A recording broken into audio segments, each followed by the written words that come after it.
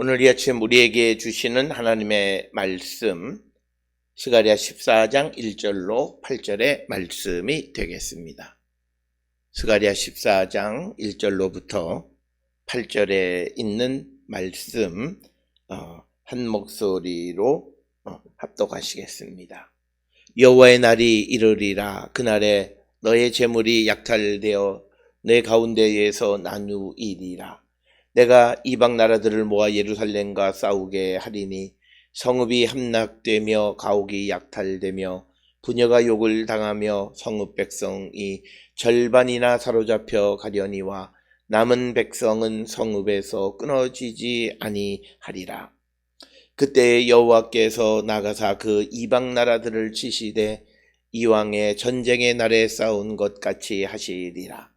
그날에 그의 발이 예루살렘 앞 곧 동쪽 감람산에 서실 것이요 감람산은 그 한가운데가 동서로 갈라져 매우 큰 골짜기가 되어서 산 절반은 북쪽으로 절반은 남쪽으로 옮기고 그 산 골짜기는 아셀까지 이를지라.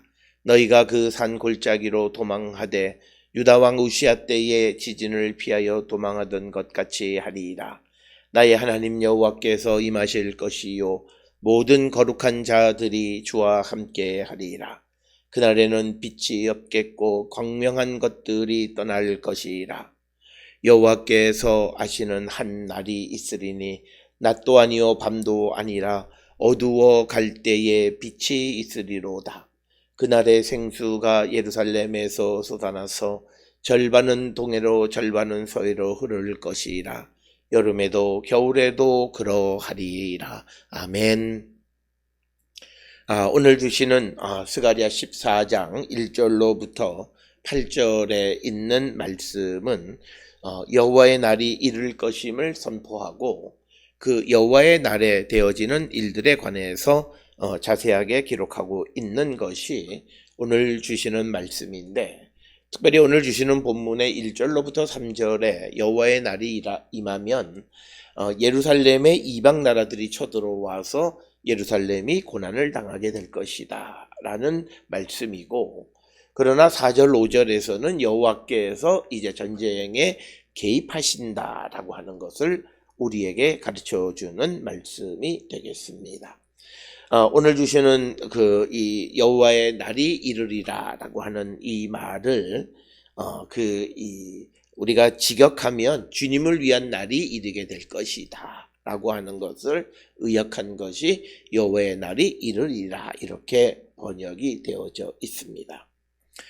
그래서 이것을 이제 대부분의 사람들은 여호와의 날이다 이렇게 개념으로 설명을 하지만, 그러나 이것의 의미는 날이 여호와를 위해서 온다라고 하는 것이고, 그날에 너의 재물이 약탈되어 내 가운데에서 나누이리라. 오늘 주시는 본문에 너라고 하는 2인칭인데 2인칭 대명사가 여성 단수형을 띠고 있기 때문에 아마도 여기서 말하는 너는 예루살렘, 우리가 잘 알다시피 히브리어의 문법상 도시명은 여성형으로 받게 되어 있습니다.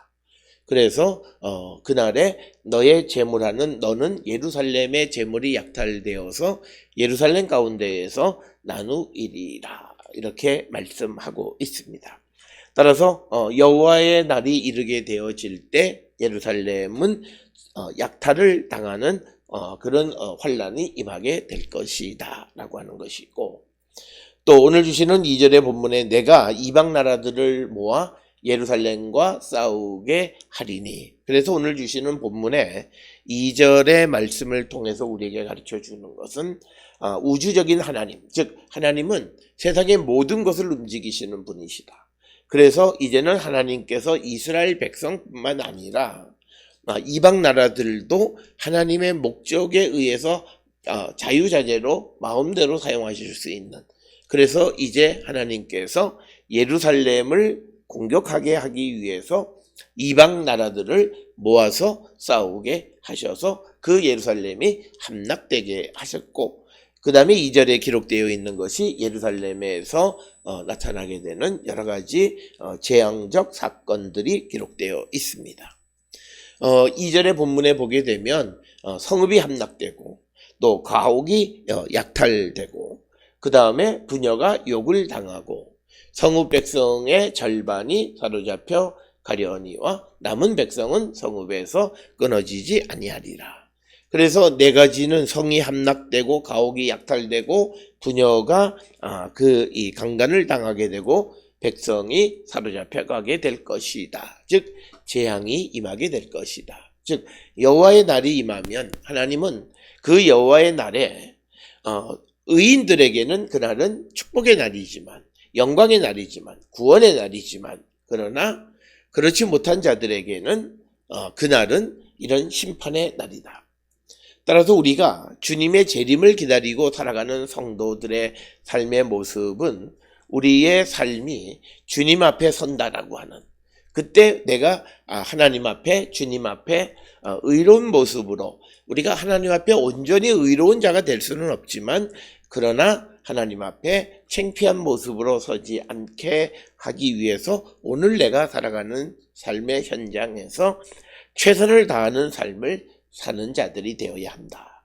그래서 우리가 재림의 신앙을 가지고 있는 사람들의 삶은 하나님의 심판대 앞에 서는 것을 항상 염두에 두고 있기 때문에 자기가 하는 언행이 굉장히 정제되어지고 절제되어진 모습을 발견할 수 있다라고 하는 것입니다. 그래서 오늘 주시는 말씀에서 여호와의 날에 여호와께서 이방 나라들을 동원해서 예루살렘을 함락하고 가옥을 약탈하게 하고 부녀가 욕을 당한다. 오늘 주시는 본문에 부녀가 욕을 당한다라고 하는 단어를 직역하면 여자들이 강간을 당할 것이다 라고 하는 겁니다. 그러나 성경에서 이 강간이라고 하는 단어가 적당하지 않기 때문에 대부분은 이 단어를 그 부녀가 눕게 된다라고 하는 그래서 완곡한 언어를 사용하고 있다라고 하는 겁니다. 그래서 성경은 거룩한 하나님의 말씀을 전하는 것이기 때문에 때로는 절제된 언어로 그 내용을 전달한다라고 하는 것입니다. 그리고 또 성읍 백성의 절반이나 사로잡혀 간다라고 하는 것이고 그리고 남은 백성들은 끊어지지 아니할 것이다. 그래서 여호와의 날에 임하게 되는 예루살렘의 재앙에 대해서 언급하고 있고 이어지는 3절에 그때에 여호와께서 나가사 그 이방 나라들을 치시되 이왕의 전쟁 날에 싸운 것 같이 하시리라. 그래서 1절 2절에서는 이방을 모아서 예루살렘과 전쟁을 붙이셨는데 이제 3절에서는 여호와께서 이방 나라들을 치시고 이제 그들과 맞싸우신다라고 하는 겁니다. 오늘 주시는 그 이왕의 전쟁의 날에 싸운 것 같이 하시리라라고 번역되어져 있는데 이것은 전쟁 때 싸우신 것처럼 싸우신다. 그러니까 여호와께서 전사의 모습으로 어떤 사건에 어떤 전쟁에 개입하셔서 싸우시던 그런 용맹스러운 모습으로 그 이방과 같이 싸우신다. 따라서 오늘 주시는 본문 우리가 2절과 3절을 통해서 우리가 분명히 알아야 되는 것은 하나님께서 이방을 쓰실 때 이방을 하나님의 심판의 도구로 쓰십니다. 그래서 그 도구로 쓰시다가 그 사용이 끝나면 이제 하나님은 그 이방을 심판하시는데 이방 나라를 치신다라고 하는 것입니다. 그래서 우리가 이방이 하나님에게 쓰임을 받을 때 그가 겸손히 주님을 영접하게 되면 그는 살 수 있지만 그러나 그가 교만하고 마치 자기의 힘이 자기들이 그 예루살렘을 공격하는 것이 자기들의 능력인 양 교만한 삶을 살면 그는 오늘 주시는 3절처럼 어느 때가 되면 하나님께서 그 이방 나라들을 치실 때 멸망하게 된다라고 하는 것입니다. 그래서 우리가 똑같은 대상 이방도 어느 때이냐에 따라서 하나님의 쓰심에 따라서 때로는 하나님의 심판의 도구로 쓰일 때도 있지만 하나님의 심판의 대상이 되어질 수도 있다라고 하는 것입니다. 마찬가지로 오늘을 살아가는 우리도 하나님의 거룩한 백성의 삶을 온전히 살아가려 묻어내쓰고 하나님의 도우심 속에 살아가면 우리는 하나님의 백성이지만, 그러나 내가 하나님의 말씀을 듣지 아니하고 내 멋대로 내 마음대로 말씀을 무시하고 성경이 그 많은 선을 넘어서 해서는 안 되는 일을 행하며 살아가게 될 때 그는 더 이상 하나님의 백성이 아니고 그는 하나님이 그를 치실 때가 있다라고 하는 거예요. 그래서 우리를 죄인들을 하나님의 자녀로 삼아주셨을 때에 우리가 바른 믿음의 삶을 살아가고 주님을 진심으로 영접하고 주님 아니면 살 수 없다는 그런 믿음의 고백, 그래서 여호와를 부르짖을 때 그때 하나님이 응답하시면서 너는 내 백성이라고 그러시고 그의 하나님이 되어주시는 거예요. 그래서 이방이나 이스라엘 백성들이랑 똑같은 패턴이에요. 하나님께서 어떤 목적으로 해서 긍정적인 역할로 택하셨을 때 그가 겸손하고 주께로 돌아오면 그는 마지막에 구원을 받지만, 그렇지 못하면 오늘 주시는 3절처럼 하나님의 쓰심에 일시적으로 쓰였다가 결국은 그 이방 나라가 하나님의 심판을 면할 길이 없다라고 하는 것이 3절의 말씀입니다. 오늘 주시는 본문에서 또 하나 하나님은 무엇이든지 하나님의 뜻에 맞게 사용하실 수 있습니다. 오늘 주시는 본문에서는 하나님이 하나님의 백성 예루살렘 사람들, 유다 백성들을 가르치시고 정화하기 위해서 때로는 이방을 들어서 사용하십니다. 그렇지만 그러나 그 이방을 일시적으로 쓰임받고 그 다음에 이방을 하나님이 심판하세요. 그래서 여호와 하나님은 세상의 창조주로서 마음대로 모든 것을 하시는 분, 즉 거기서 말하는 마음대로라고 하는 것은 하나님의 계획대로 하나님의 섭리대로 모든 일을 이끌어 가시는 분이시다라고 하는 것을 우리에게 보여주고 있습니다. 이제 그래서 하나님이 그 전쟁에 개입하시게 될 때 4절 5절에서 승리하시는 주님, 승리자의 모습으로 이제 하나님께서 그 예루살렘에 개입하시는 겁니다.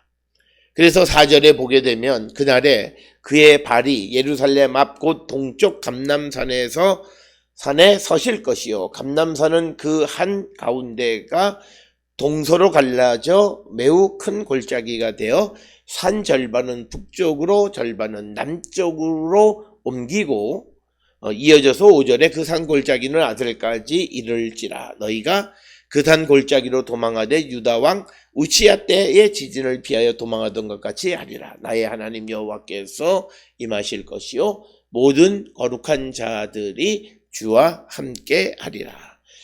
그래서 오늘 주시는 본문의 4절 5절에서 하나님께서 이방을 통해서 예루살렘을 치시고 예루살렘에 재앙을 보내시지만, 그러나 그런 재앙 속에서도 거룩한 자들은 주님과 함께 살게 될 것이다. 그래서 우리에게 필요한 것은 우리가 거룩한 하나님의 백성이 되어지는 것이다. 그래서 하나님은 이스라엘 백성들을 정화하기 위해서 때로는 고난과 환난과 역경을 보내시는 것이다 라고 하는 것입니다. 오늘 주시는 본문의 말씀에서 여호와께서 임재하시는 그런 모습을 보면 그 동쪽에 있는 감람산에 주님이 서실 것이고 그때 산이 남쪽과 북쪽으로 반씩 나누어질 것이다, 이렇게 이야기합니다. 이 말은 예수께서, 즉 하나님께서 우리에게 개입하실 때 나타나는 우주적인 대변화, 즉 심판을 위해서 나타나시는 하나님의 임재 상황 속에 나타나는 변화를 우리에게 보여주고 있습니다.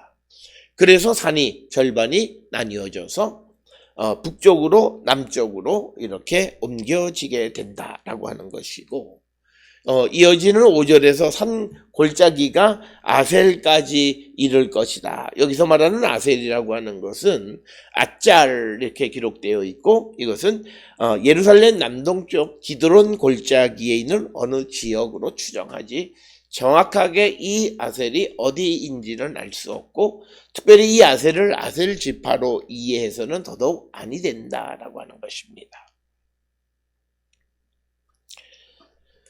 그래서 이제, 골짜기가 아셀까지 이제 가운데가 갈라지니까 골짜기가 나서 아셀까지 가게 되고, 그래서 너희가, 산골짜기로 이제 도망하게 되는데, 유다 왕 우시야 때의 지진, 이 우시야 때 지진이라는 것은 우리가 잘 아는 아모스 1장 2절에 나와 있는 지진, 1장 1절의 지진이 바로 이 지진을 가리키는 것으로 이해하는 것이고, 그래서 나의 하나님 여호와께서 임하실 것이다.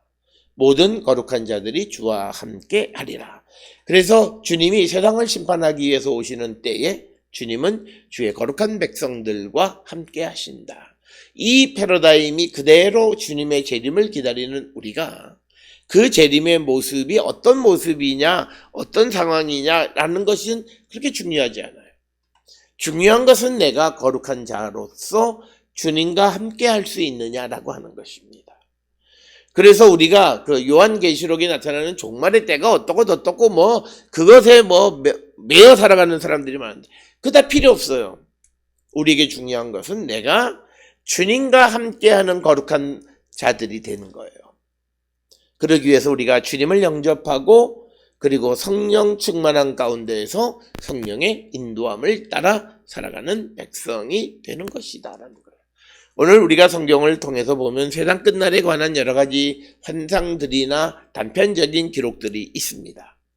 그것을 보고 두려워 벌벌 떠는 것은 성경의 그 목적을 바르게 이해하지 못한 겁니다.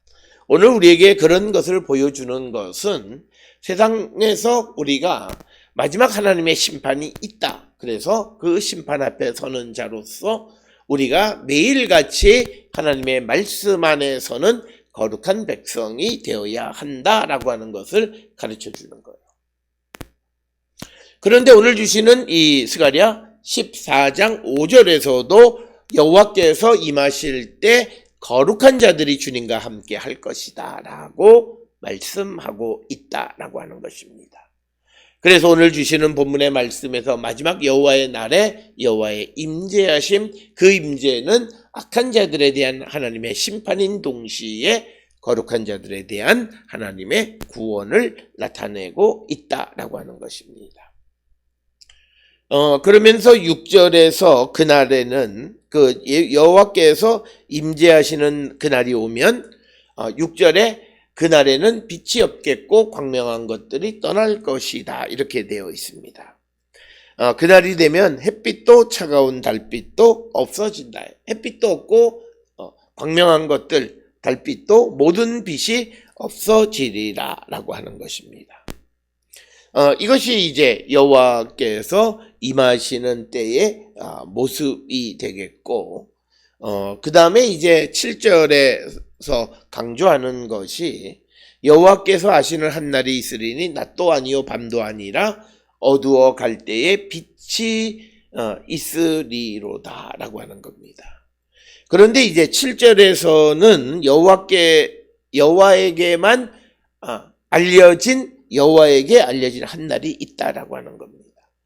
이것은 앞에 6절과는 정반대죠. 6절에서는 그날이 오면 햇빛도 차가운 달빛도 모두 없어지는데, 이 7절에 나타나 있는 그 한 날은 낮도 아니요 밤도 아니라 어두워 갈 때에 빛이 있으리로다. 이 7절의 말씀을 좀 쉽게 번역하면 저녁 때가 되어도 여전히 대낮처럼 밝을 것이다.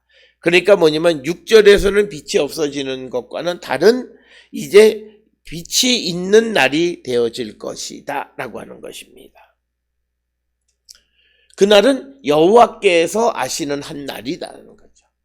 그러니까 그날은 이제 구원의 날이 되겠고, 그래서 8절에 그날에 그 여호와께서 아시는 한 날, 그날에 빛이 있는 날, 그날에는 8절에 기록되어 있듯이 그날의 생수가 예루살렘에서 솟아나서 절반은 동해로 절반은 서해로 흐를 것이라. 여름에도 겨울에도 그러하리라.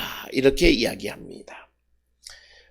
생수가 예루살렘에서 솟아나서 반은 동해로, 즉 사해로, 그리고 반은 서해로 지중해 쪽으로 흘러가게 될 것이고, 여름과 겨울에도 그러하다는 것은 항상 그렇게 되어질 것이다 라고 하는 것이고, 오늘 주시는 이 본문의 말씀처럼 예루살렘에서 생수가 솟아난다라고 하는 이런 표현들은 우리가 유명한 에스겔 47장이 대표적인 것이고, 또 시편 46편 4절에서도 그와 유사한 말씀들을 우리가 찾아볼 수 있습니다. 그래서 오늘 주시는 본문에서 이제 하나님이 개입하셔서 하나님께서 이제 세상의 모든 것들을 심판하시고, 그리고 또 하나님이 하시는 어떤 한날에는, 그날에는 빛이 없어지지 아니하고 생수가 나오고 항상 생수가 흐르게 되어질 것임을 우리에게 가르쳐 주시는 희망의 메시지가 7절, 8절에 있는 말씀이 되겠습니다. 따라서 오늘 주시는 본문의 말씀에서 주님이 임하시는 그날이 빛없고 광명한 것들이 떠나는 날이 될 것인지, 아니면 어두워갈 때에도 빛이 있고 생수가 흐르는 날이 될 것인지, 그것은 우리가 거룩한 자로 여호와와 함께 서게 되면 그날은, 주님이 임하시는 날은 우리에게 빛이 있는 날이 되어질 것임을 우리에게 가르쳐주고 있습니다. 따라서 오늘 주시는 스가랴 14장 1절로 8절은 14장 전체에서 강조하는 종말의 때, 마지막 때에 나타나는 하나님의 심판과 구원에 대한 희망의 말씀을 우리에게 주는 것입니다. 우리가 그 주님의 그날, 여호와가 하시는 한 날을 기다리는 자로서 우리는 우리 자신을 정결하게 구별하고 하나님의 말씀대로 살아가기를 결단하는 그런 성도들이 되어야 함을 우리에게 강조하는 말씀이 되겠습니다. 이 말씀을 통해서 우리는 지금 다시 오시는 주님을 기다리는 재림의 때를 기다리며 살아가는 자들로서, 과연 우리는 그 재림의 때 주님이 오셨을 때 그날은 우리에게 비치고 생수가 흐르는 날인지 아니면 어둠의 날인지를 우리가 한 번쯤 생각해 보면서 항상 깨어서 기도하면서 주님의 오심을 준비하는 우리 모두가 될 수 있기를 주의 이름으로 축원합니다.